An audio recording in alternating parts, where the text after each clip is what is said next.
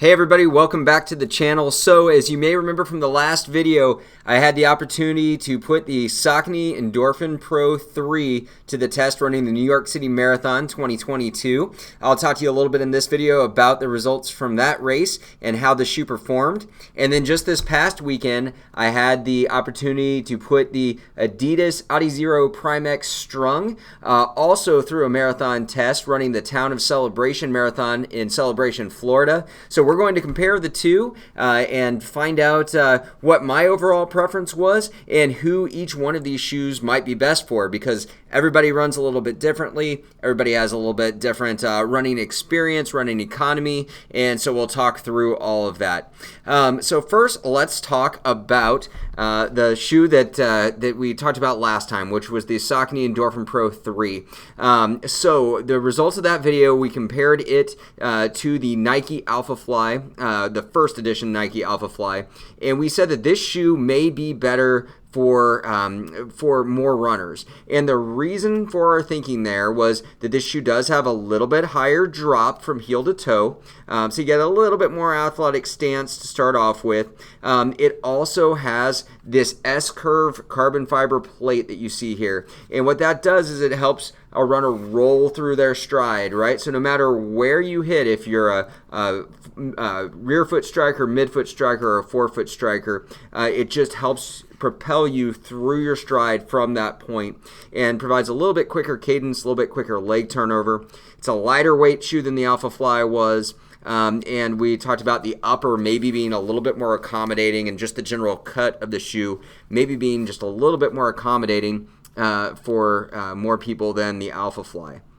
The other thing that we liked about it too is we also liked this Power Run PB foam, which we felt was soft, maybe not quite as soft as the Zoom X foam, but that it gave you a pretty decent amount of energy return off of that foam, and again, just really kept the stride flowing and rolling through very consistently over long mileage. So I used this shoe to run the New York City Marathon, and it was a very hot day out there, as many of you have probably read, but had a great time doing so. I went out a little bit hard. I followed a pace group, and we ended up pacing the second mile not very well on the backside of the Verrazano Narrows Bridge, and like so many, I did not reach my goal that day. Ended up running a 3:55 in New York, but enjoyed running in this shoe. That being said, the first two full marathons that I ran in person, I ran in the Nike Next Percent, the Vaporfly. And I felt like the Vaporfly gave me just a little something extra, a little extra pop, maybe that I wasn't getting from this shoe. And while I loved the way that it flowed through my stride, I just missed that little extra that I felt like I wasn't getting from this shoe that I did get from the Vaporfly Next Percent 1. And the other thing that I noticed as well is as I went along, and it may have been because that's a particularly hilly course in New York, you have a lot of bridges, my foot strike position was changing quite a bit probably throughout the race because of that. But I did feel like where I was landing, and going back and looking at some of my photos, I was landing pretty much right at the midfoot, but I was coming down, I guess, a little bit firmly there, and it was causing me some discomfort in my knees late in the race that I really hadn't experienced on my long runs. So that was an interesting development for me. I live in Florida, and so most of my long runs are on fairly flat ground, and so I typically am a little bit more of a mid to forefoot striker. But I think maybe some of the downhills in New York put me a little bit closer to the rear of the shoe for a bit, and then also the middle of the shoe. And because of that, I just kept on feeling like I was hitting an area where the shoe wasn't quite as forgiving, and I could really feel it in the late miles of the race on my knees. So again, had a good experience in the shoe, but really wasn't as wowed by it as I was in training, which kind of surprised me. And so I started thinking after the race, okay, what was it about the Next Percent, the Vaporfly Next Percent, that I enjoyed over this? Because I certainly like the upper much better in the shoe. It's much more accommodating. During the training runs, I felt like I liked the S-curve plate, which again creates the roll and I felt like the foam was very good, maybe not quite Zoom X good, but certainly serviceable and in that same category. And so I felt like it was really a good super shoe. And I think what I kept on coming down to is that on race day, I like a little bit more drop. I like something that gives me a little bit more heel to toe drop. I believe this one is a 6 millimeter heel to toe drop, if I'm not mistaken. But it feels a little bit less than that because it has that plate and because it has such an extreme rocker on it. Now, the Alpha Fly, which we were comparing this to initially, has a 4 millimeter drop. And so with that shoe, particularly as squishy as the Zoom X foam is, you almost feel like you're at a zero drop shoe when you're running in the Alpha Fly. You really kind of have to make an effort to get up on your forefoot because your heel does kind of sink into that Zoom X foam. So I said, okay, that's a place to start. Maybe I want a little bit more drop on race day, just to put me a little bit more in that athletic stance, get me leaning forward a little bit more, and maybe that would help. The other thing that I felt was that maybe something that was a little bit softer, a little softer foam, might be beneficial for me based on the way that my knees felt at the end of the race and during the race, quite frankly, when I was landing on those downhills. And so I had read a lot about this shoe and probably watched many of the same videos on YouTube about this shoe that you've seen. So this is the Adidas. I call it Adidas because we live here in the States, but Adidas Adizero Prime X Strung. And so the predecessor to this shoe was just the Prime X. It came out last year, which would have been 2020 or beginning of 2022, I believe, either end of 2021, beginning of 2022. This shoe came out fall of 2022, and it's the same midsole and the same outsole. What they did was they changed the upper on the shoe. So instead of having kind of a plasticky upper that would be the equivalent to the upper that was on the original Vaporfly Next Percent 1, it was their Vaporweave upper. Adidas had a similar upper that they included on their race shoes last year, but they've upgraded to this strung upper, which is really kind of neat. Basically, it's mini fibers that have been strategically placed in different densities throughout the upper of the shoe to help give your foot more support in some areas, less support in other areas, to save weight in some areas. Obviously, it's a big shoe, so they're trying to save as much weight as they can with that upper. And I think they've done a great job there. Now, one thing I will tell you, and you've probably read this other places, I did get the shoe for Christmas, and I got it true to size. That was before I really dug in and saw that a lot of reviewers were saying, hey, you may want to get it, half size down. I would agree with that after having run, I think I'm up to about 150 miles in the shoe and, of course, a full marathon in it. I think that extra half size down would have probably been my preference. That being said, if you wear just a little bit thicker socks in this, it's not a make or break situation. But I do feel like the upper is a little bit longer than a true to size. So I wear a size 9. This is probably the length of a 9.5. That being said, I think in other places in the shoe, it's probably a little bit more true to size. So if you have a little bit wider foot, maybe go with your normal size. If you have a standard size foot or below, drop down a half a size, and you should be in pretty good shape, I would think, with the upper. The only place where I really, felt a little bit was maybe just in the heel. There's a very minimal heel padding in there. There's not really a true heel counter. As you can see, that's very flexible. And so every once in a while with a little bit thinner sock, I would feel a little slippage there. But again, once I put a little thicker sock in there, didn't even have to go super thick, but just a medium weight sock in there from a lightweight sock, I could tell a huge difference in the lockdown. So like the upper a lot, feel like it does a great job. But the story of this shoe is really the way that the midsole is constructed. And so the midsole, it is an 8 millimeter drop, or an 8.5 millimeter drop actually. So a little bit closer to what I had with the Vaporfly Next Percent 1. And it has has carbon fiber rods in here. So it has the energy rods that Adidas is famous for, which are supposed to mimic the movement of your metatarsals in your feet. So it's supposed to create a stiffer experience heel to toe, much like a plate would, but when you're talking side to side, it gives a little bit of a twist, and it allows for your toes and your metatarsals in your feet to help stabilize your foot strike a little bit more, which I really thought was kind of a brilliant thing. And when you run in the shoe, you can really kind of feel that. You can also feel it back in the heel, even with the Strung upper, which is a lot more supportive upper than the plastic feeling material that they were using last year. You can still feel a little bit of instability, particularly on the medial side of the foot, the inside part of the foot back near the heel. Now, I didn't wear last year's version of the shoe, but my understanding is with the upper that they had last year, there was just no support back here at all, and a lot of people's feet were just caving in. And this is a 50 millimeter tall shoe in the heel.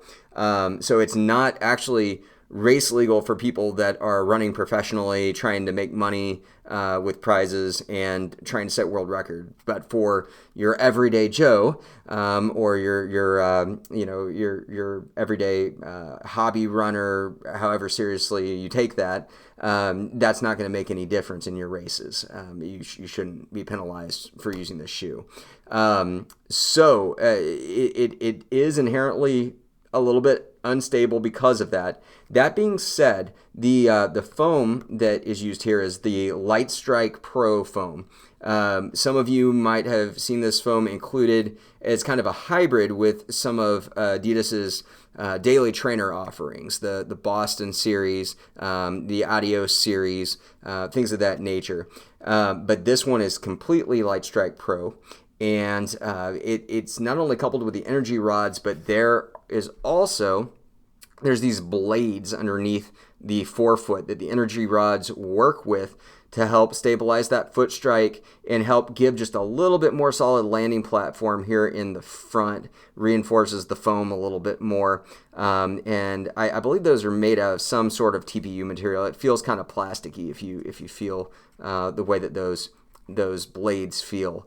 But it really provides an unbelievable sensation when you hit the front of the shoe and you feel those energy rods kind of compress the foam between the rods and those blades, and then you really get a nice pop off of the toe there. I think having run, again, about 150 miles in this shoe, including that marathon, this shoe likes to be struck really mid-foot, probably most effectively. You could run forefront with this, but I think really it likes that compression in the midfoot, and then just as you roll onto the toe, it loads the shoe and then really pops you off. But unlike the Alpha Fly, where you're kind of sitting back in the shoe because the ZoomX foam is so squishy in the back, and then you have those pods in the front that are firm. This one, again, just compresses in the midfoot and then rolls you forward, and you really don't have any of that fight between, am I going backward, am I going forward? It's a little bit more stable forward to back, which is really a nice thing, even though side to side, it probably is not quite as stable, or at least it's in the same category as the Alpha Fly side to side. It's definitely not a stable shoe side to side. So you want to be a little bit stronger runner, probably, if you're going to use this shoe on a regular basis. Particularly for a long race in the latter miles of a marathon, you want to make sure that your ankles and your knees can support that side to side. But if you are that type of runner, this could be a good fit for you. So one more thing to talk about there is the outsole. So let me bring the Endorphin Pro 3 kind of back into the picture here. So the Endorphin Pro 3, I have about 210 miles on or so at this point in time. And you can see on the toe there's not much grip left. And then kind of in the midfoot here, we're starting to lose the grip, which, for a racing shoe is pretty understandable. It did the job, but I would say here at the toe, there wasn't much grip there really after about maybe 125 miles or so. So the durability of the outsole here is definitely not great. It was grippy enough for days when it was a little wet outside, but it definitely wasn't my favorite shoe for that. That being said, when we're talking about the Prime X, I have not had the chance to run with this shoe in wet conditions, so I can't speak to that. But what I will say is that the grooves here on the outsole are quite a bit deeper, and it just feels like they're going to last quite a bit longer. They've got the Continental rubber too. It just feels like they're going to last quite a bit longer than they did on the Endorphin Pro 3.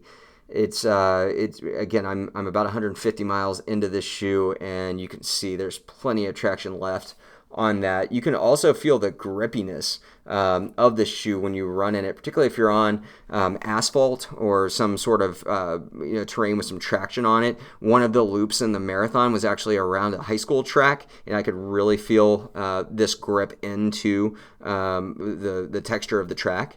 So that was interesting to me as well.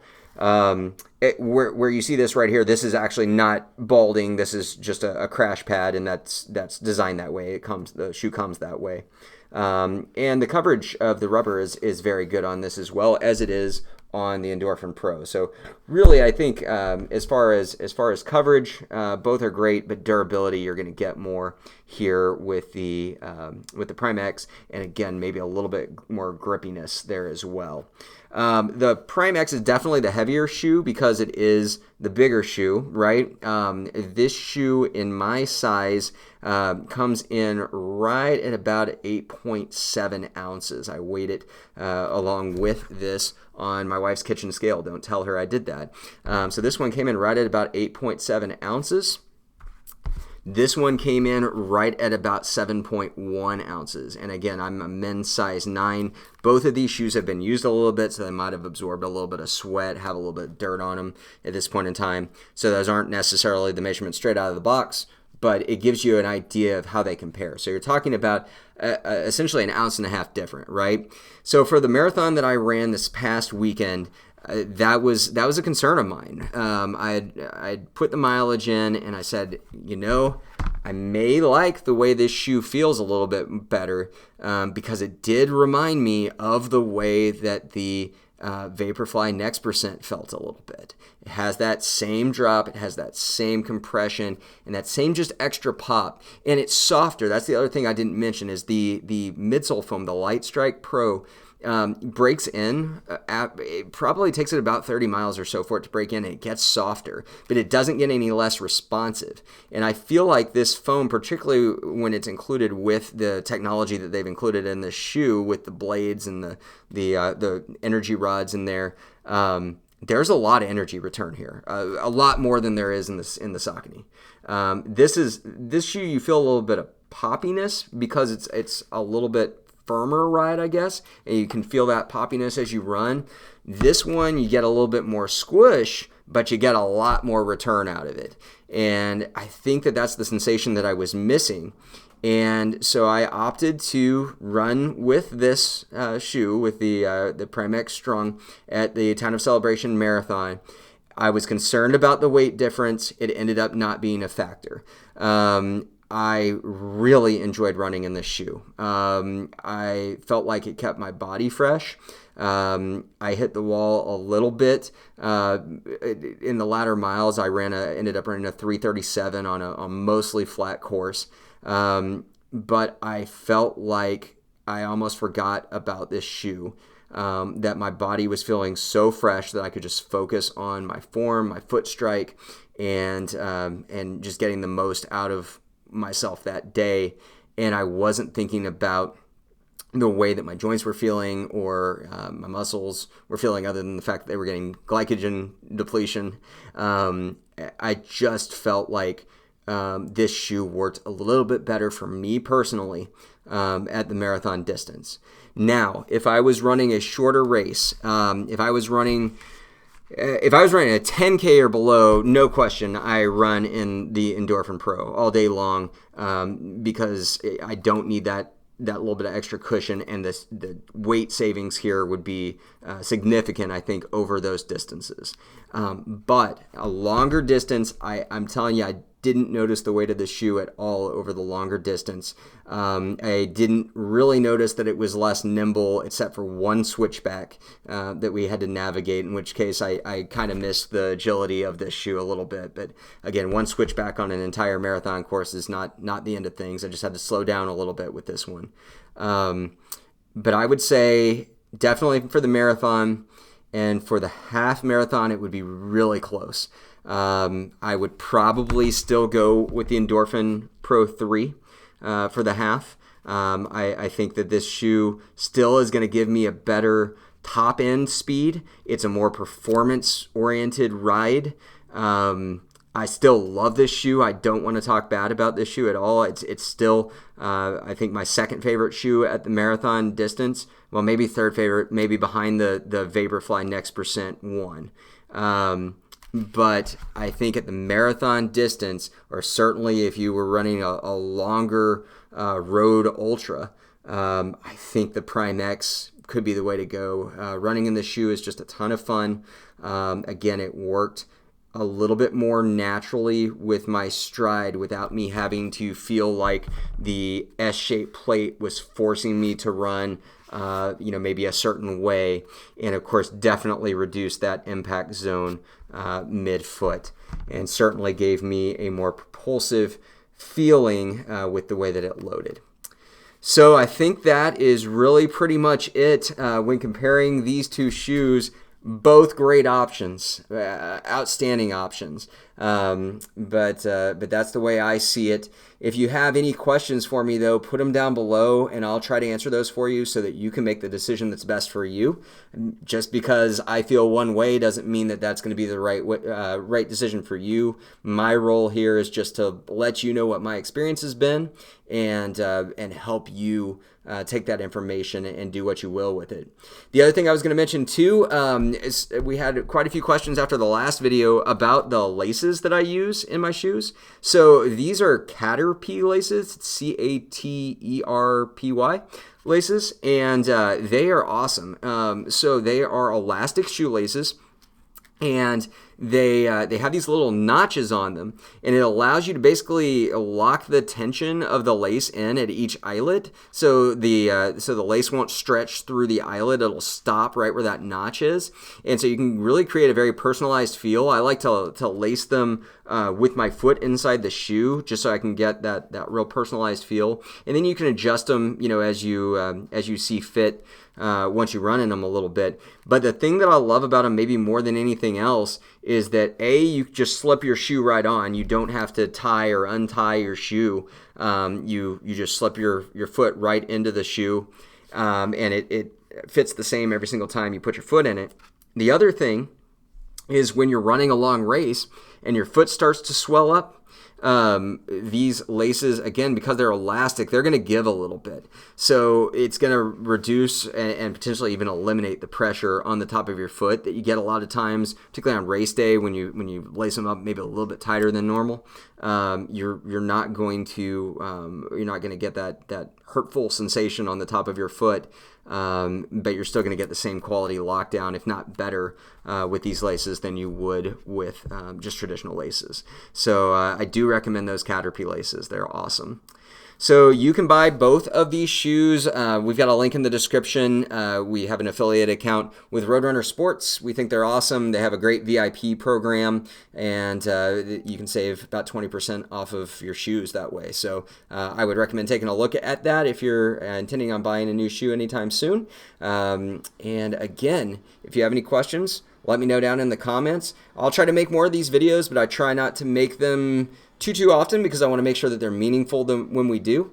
But your comments would be appreciated on this, as we're always trying to get better.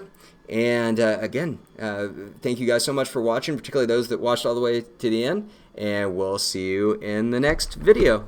Bye, y'all.